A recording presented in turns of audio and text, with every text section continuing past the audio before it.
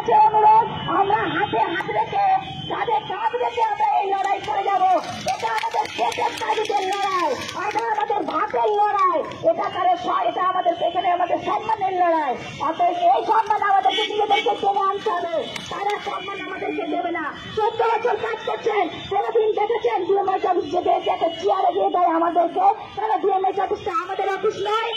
কাদের report দিয়ে বসে বসে রিপোর্ট চালায়, আমাদের রিপোর্টে আমাদের রক্ত দিয়ে লিখে রেখা রিপোর্ট, সেই রিপোর্ট দিয়ে ওরা আমাদেরকে আমরা সাইড থেকে ঘুরে সব থেকে নিম্নমানের আশা কর্মী আমরা সাইড থেকে ঘুরে গ্রাসরুট লেভেল থেকে আমরা রিপোর্ট তুলে আনি।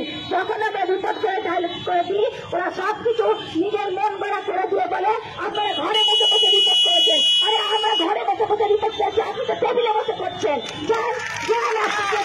আমরা ঘরে বসে করছি না বিছানায় বসে করছি? আপনি টেবিল থেকে কথা কেন বলবেন? আমাদের ফল বার করুন আগে, তবে আপনি এসব কথা বলবেন। কেন বলবেন এরকম কথা?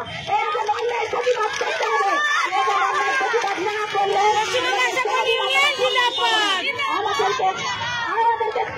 আমাদেরকে কোনোদিনও বলা হয় কোন মিটিং হবে, আপনারা তো সেই 10টায় এসছেন, 10টার সময় মিটিং করতে, 12টার সময় মিটিং চালু করবে। কিসের জন্য?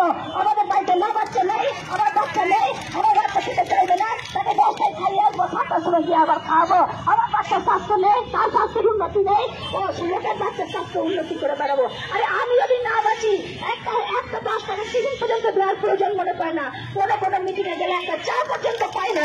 আমরা কি পেটে গান চাপিয়ে কাজ করবো? আমাদের কি পেট নাই? আমাদের কি ভগবান অমর্থ করে পাঠিয়ে দিয়েছে রিপোর্ট করার জন্য? আমি